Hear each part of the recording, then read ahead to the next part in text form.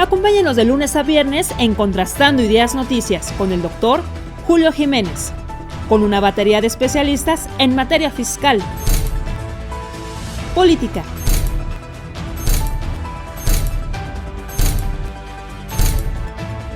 economía, finanzas, justicia, deportes y espectáculos. Acompáñenos a las 22 horas, tiempo del centro.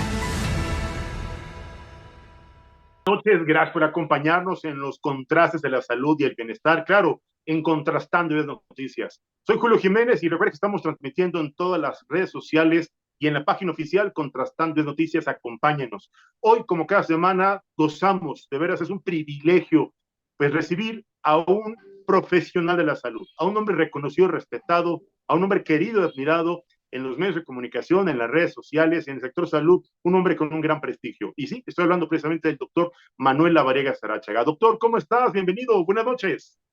Querido Julio, ¿cómo estás? Un fuerte abrazo, amigo. De verdad es un honor estar aquí contigo, compartiendo, discutiendo, analizando, platicando temas de salud y sobre todo, pues involucrar a tu amable auditorio. Gracias. Oye, platicábamos antes de entrar al aire un tema preocupante.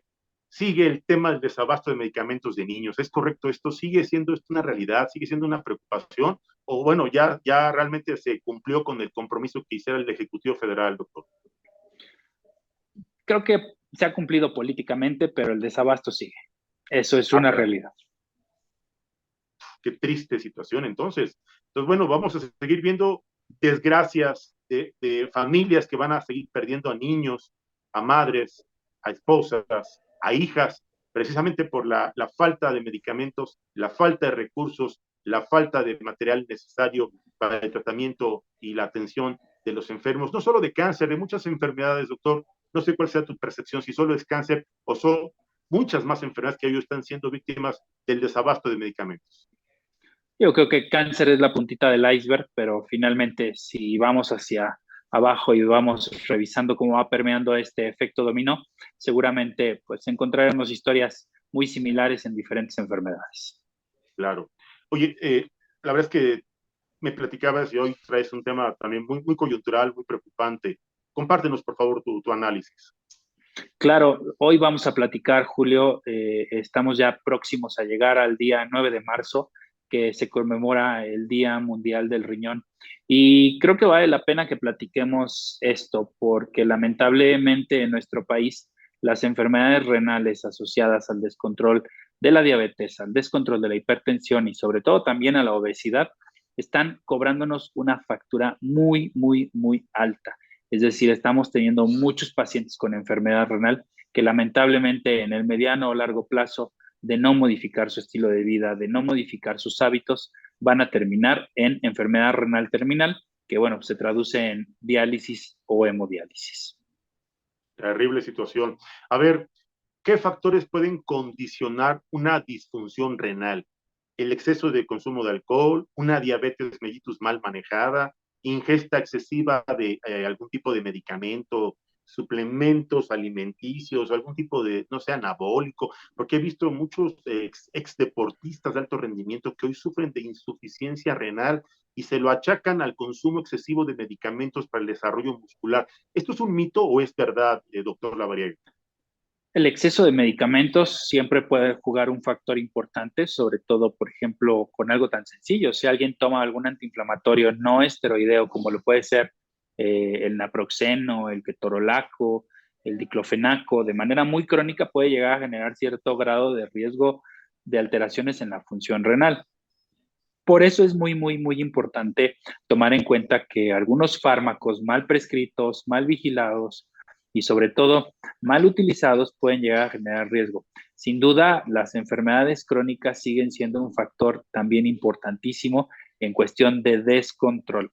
Recordémoslo siempre, las enfermedades crónicas descontroladas, como es la diabetes descontrolada, la hipertensión descontrolada, pero una enfermedad que a veces no consideramos como enfermedad y que es una enfermedad es la obesidad, y la obesidad sigue siendo una condición de mucho riesgo. La obesidad trae de la mano las grasas altas en sangre. Entonces, finalmente, la conjunción de diabetes descontrolada, hipertensión descontrolada, obesidad y grasas altas en sangre siguen siendo el detonante principal de enfermedad renal en nuestro país. A ver, doctor, entonces debo entender que la gente que no cuida su peso, que no cuida la dieta, que no cuida su padecimiento tal vez de diabetes, que no le importa la ingesta excesiva de alcohol o de otros estimulantes, la gente que no le ocupa ni le preocupa el consumo excesivo de grasas, harinas, carbohidratos, son candidatos potenciales a sufrir este padecimiento de insuficiencia renal, doctor. Son personas que tienen un factor de riesgo aumentado. Evidentemente, lo que buscamos es que estos factores de riesgo se disminuyan para poder disminuir la posibilidad de presentación. Pero bueno, es muy difícil poder contar historias diferentes, lamentablemente, si todos estos factores de riesgo se presentan tarde que temprano, presentarán este tipo de complicaciones y sobre todo, pues al final del día son una carga social y bueno, quiero decirlo así, no quiero que me malinterpreten, pero generan una carga social importante. ¿Por qué me refiero a una carga social? Porque son pacientes que viven complicados muchos años, entonces para ellos mismos es difícil estar acudiendo a unidades de hemodiálisis cada tercer día a tener sus sesiones. Para el mismo instituto, hospital, clínica, es complicado porque son pacientes que se hacen recurrentes durante muchos años y finalmente pueden llegar a generar complicaciones. Para la misma familia es un impacto importante porque tiene que cambiar modos, hábitos, estilos de vida para poder estar pendiente y atendiendo a su familiar. Y finalmente, pues para la sociedad también es importante porque mucho del gasto que se eroga en salud está relacionada al control de enfermedades crónico-degenerativas descontroladas. Insisto, no quiero decir en una forma peyorativa este tema de carga social, sino médicamente hablando, es una condición que genera mucho impacto, no solo al individuo, sino a su entorno. Claro. Estamos platicando con el doctor Manuel Lavariega Sarachaga, estamos transmitiendo en Contrastando Noticias. Agradezco sus comentarios.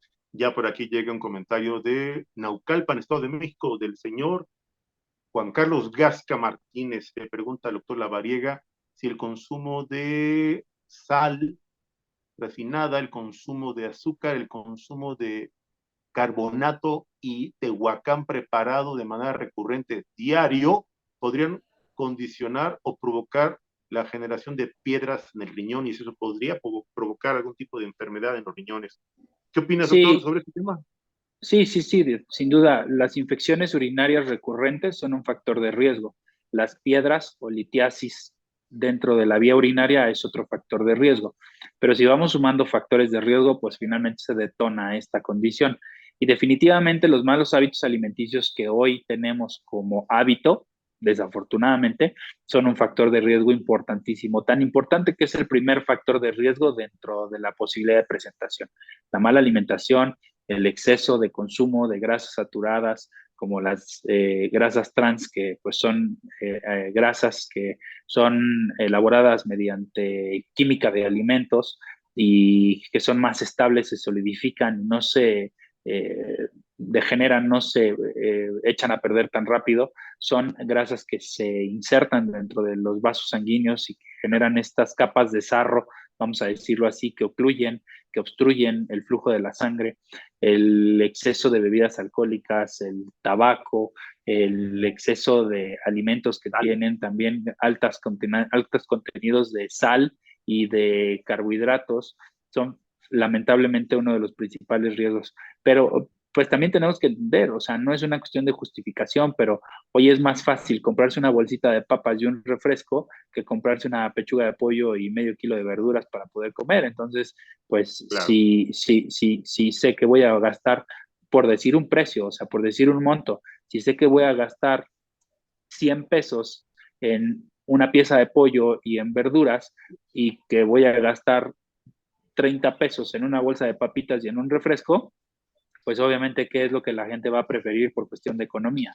Entonces, por eso es muy importante tener en cuenta esta condición, tener en cuenta esta situación y sobre todo educar a la población, porque lamentablemente esta alteración entre cuestión de costos y el acceso a la vida de nuestro país, pues lleva a la gente a decidir esta forma de alimentación que es lamentable y que nos tiene enfermos como país. El daño al riñón o la condición de una enfermedad crónico-degenerativa, una insuficiencia, podría ser consecuencia de una herencia genética. En algunas condiciones sí, pero es mínima la posibilidad, o sea, es decir, el porcentaje es muy pequeño. Lamentablemente, el 99% de los casos que hoy presentamos de enfermedad renal están asociados a estos hábitos que hemos comentado. Y la mala noticia, Julio, obviamente no queremos solo dar malas noticias aquí en tu espacio, es que una vez que se presenta la enfermedad renal es irreversible, no hay marcha atrás. Entonces creo que vale la pena que hagamos conciencia y que generemos buenas noticias. Y estas buenas noticias estarán enfocadas a la prevención, en cuidar nuestra salud, nuestro peso, nuestra alimentación, hacer ejercicio, estar pendiente de estar monitoreando nuestra salud renal, acudir a chequeos médicos para que de esta manera disminuyamos la posibilidad de complicaciones y sobre todo de progresión de la enfermedad. Totalmente de acuerdo. Doctor Manuel Lavariega Sarachaga, compártenos tus redes sociales si eres tan amable. Claro que sí, pueden encontrarme como DR Lavariega Sarachaga. Estaré pendiente en todas las redes sociales. Ahí estaremos atentos para cualquier duda que tenga tu amable auditorio. Muchísimas gracias. Yo quiero reiterarle mi reconocimiento y mi sincero agradecimiento al doctor Manuel Lavariega por brindarnos estos minutos. Sé que es un hombre con una agenda muy saturada, sé que es un hombre muy ocupado, pero la verdad es que reconozco y agradezco siempre su buena voluntad y su disposición para Contrastando Noticias. Gracias, te mando un fuerte abrazo y te deseo una excelente noche. Igualmente, Julio, un abrazo para ti y para todo el auditorio. Gracias.